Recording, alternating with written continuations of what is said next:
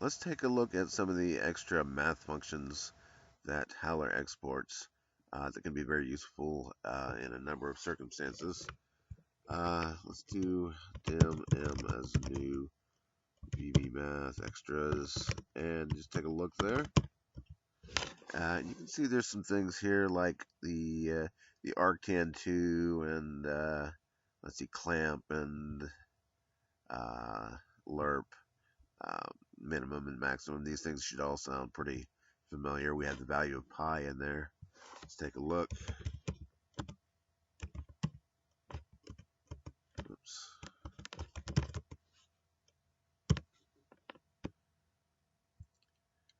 All right, no big surprise there. We get the value of pi, uh, all there for your convenience. We have radians to 2 degrees and back. Let's see. Yeah, let's try. Um,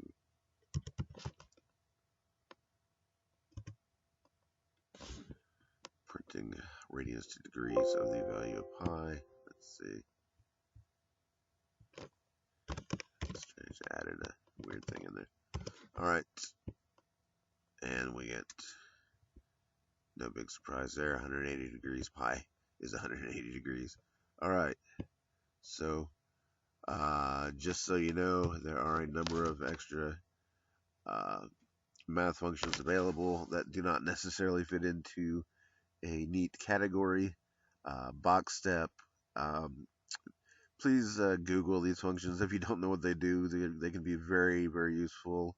Um, as I said, there are a number of math functions that are used really specifically in graphical applications, such as bias, box step, and those sorts of things. So just please Google them if you don't use them regularly. Um, and lerp, of course. Let's see, the ability to produce a random value between a given range is very useful sometimes.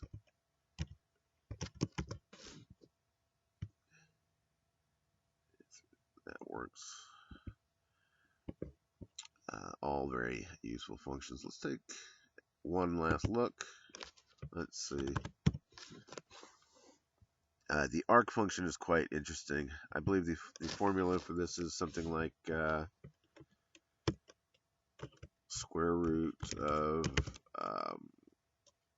1 minus mu power of 2. I believe that's what that returns, which produces a nice in the range of 0 to 1, a nice arc, something like that, which is different than a power function, which would look something like this, slightly different. This is more rounded, and this is sort of a kind of a lopsided arc. Anyways, so very useful function there.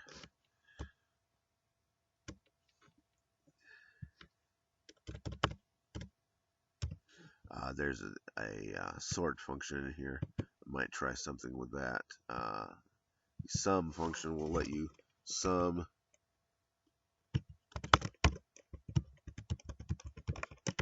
any number of parameters. 15, that looks right. Which is cool. So you want to have like just one parameter, sum 1, it'll print 1, which it did there. And so it's interesting. One of the rare functions in Howler that actually takes any number of parameters.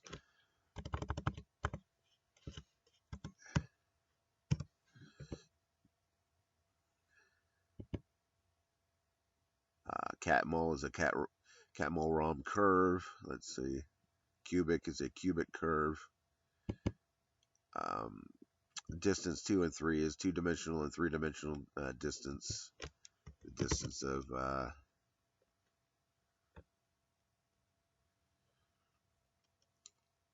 let's see, it takes x1 and x2, so 10, 100, and y1 and y2, 100.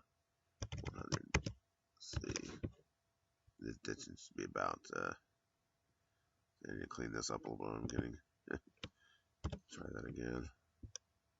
Should be, yeah, 100 127 point something. All right. Let's see. Clamp. You can clamp two value or a value between.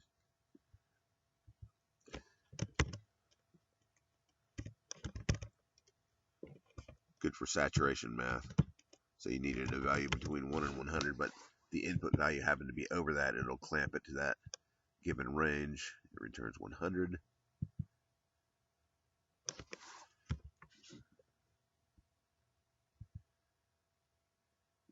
Gain. Very useful function. The Gaussian function, that's an interesting one. Feel free to Google that one as well. It returns basically a bell curve, which looks kind of like this.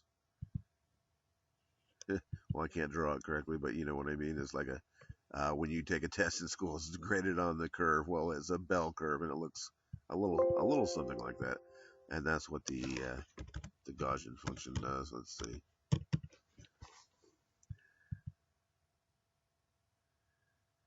Is even. We'll tell you if a number is even or not.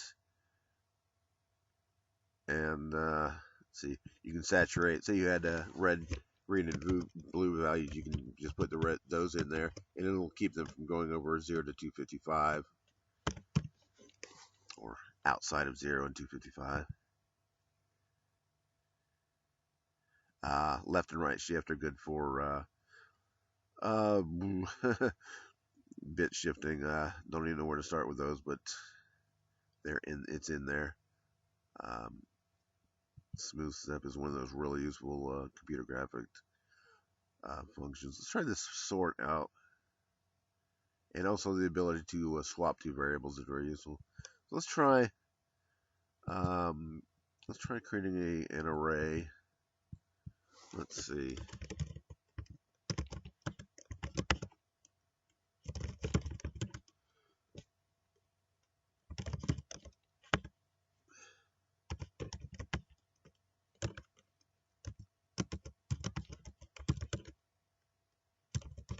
Fill it with random values. Let's sort A. Then we'll do the same thing here for n equals 0 to 10. Not sure why I'm using 10 as the upper. But anyways, A. Let's see. And that should give us a sorted list of numbers. That'd be very useful for histograms, that sort of thing. As far as let's make this a variant, and we need to give it the count. All right, so there we go. Let's see. Not sure why we got those particular values, but anyways, it's in there. I might put that on the bug list, but anyways, in there. That is the VB Math Extras object, and again, the perils of working with alpha software. By the time you see this, I'm sure this will all have been sorted out. So thanks for watching, and talk to you later.